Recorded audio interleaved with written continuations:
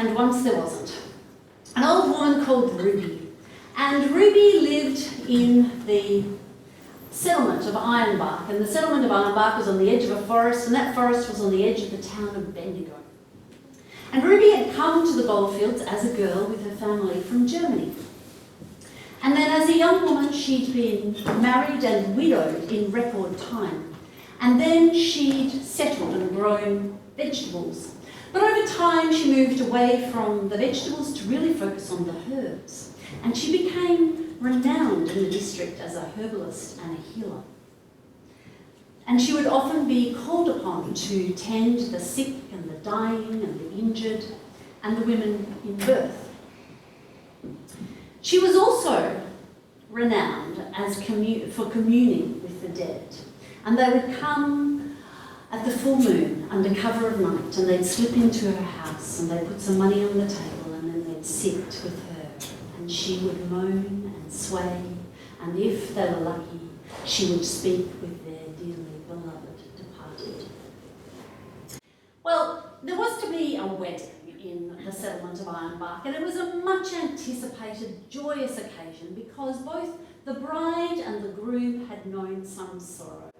The bride, Ada, had been previously married to Edward, and Edward had died after a protracted illness 3 years before.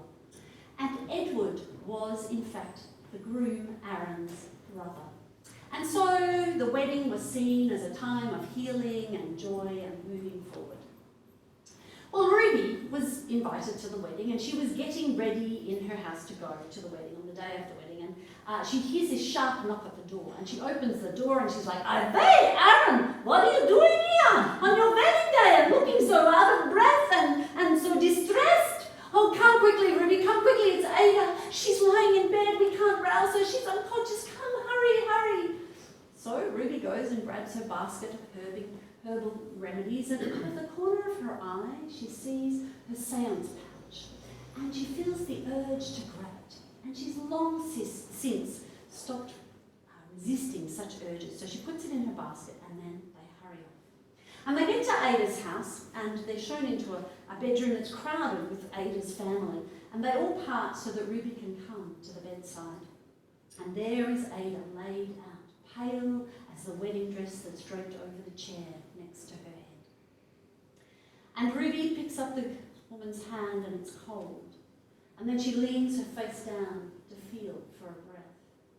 And then she stands up and says, "Aaron, get me a table." And Aaron gets a table, and Ruby sits at the table, and she grabs her seance pouch and she puts the cloth out on the table. And the people in the room are nudging each other, and what's going on? What's going on? And Aaron's like, "Ruby, is Ada going to die? She's still alive. Is she going to die?" "I haven't got time to explain to you, boy. You just have to trust me." And then Ruby, she pulls out a feather and puts it in the east, and she calls on the spirit of air, of thought, of new beginnings, of dawn, of the east. And then she lights a candle for the north, and she calls on the spirit of fire, of energy, of new of energy, of passion, of heat and summer. And then she puts a small bowl of water in the west and calls on the spirit of water, of flow, of yielding, of emotions, and autumn. And then she puts a dark rock at the south and calls on the spirit of earth, of death, of stillness, of silence and renewal. And then she begins to moan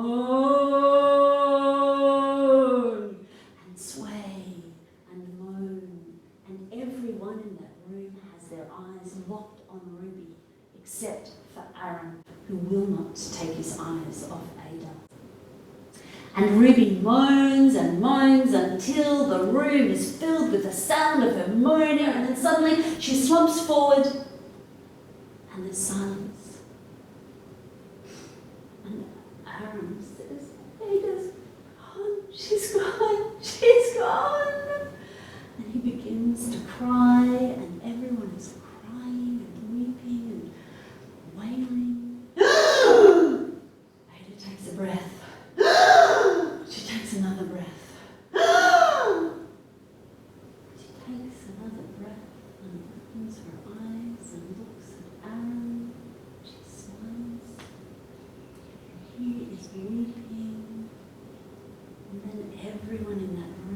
everyone's crying and hugging and laughing. And Ruby says, "So let's have a wedding then, shall we?" "Ruby, oh Ruby, you're here. Oh Ruby, thank you, Ruby." "What's going on, Ada? What are you talking about?" "Oh, Aaron, I've been wanting to tell you for so long.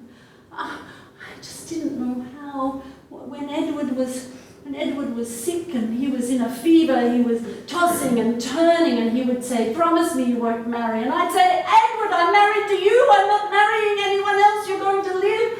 But he kept on and on. And then it got worse. He said, 'Promise me you won't marry Aaron. You mustn't marry Aaron. Promise me.'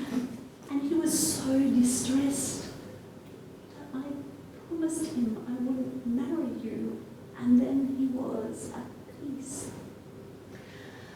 And as you know, I resisted you for so long, but in the end it seemed more right to love you than to keep my promise to Edward. And so I said yes. And I couldn't sleep, I couldn't eat, I kept having nightmares, I didn't know what to do, and I kept saying, when the wedding happens it'll be alright, it'll settle once we're married, we'll just get through the wedding, let's just have the wedding. But then last night I was pulled, I felt myself pulled, and there I was in the underworld, and there was hell, and there was Edward, and they said I had made a promise, and I had no answer. Ruby came, and Ruby stood before them, between me and them, and she said, "There is no claim. A promise made to the dying to give them peace dies with them. We honour the dead for the sake of the living, not for the sake of the dead." And Hal nodded, and Edward bowed his head, and I came back to be with you. Everyone in that room turned towards Ruby, and Ada's mother stepped forward and said, "Ruby, we can never repay you for what you did to save our Ada. But if you ever need anything, you have only to ask." "Enough already! I don't need any of this! Let's have a wedding! That's what we're here for!" And so there was a wedding, a simple, beautiful, joy-filled country wedding that went long into the night with feasting and dancing and music. Until about midnight, there was a small knock at the door. And there was a little boy, and he said, "Is Ruby here? Is Ruby here? Oh, Ruby, come quickly, come quickly. Mama, it's Grandmama says Grandmama's time's come quickly." And so Ruby picked up her basket and went out into the night to do what she had been called.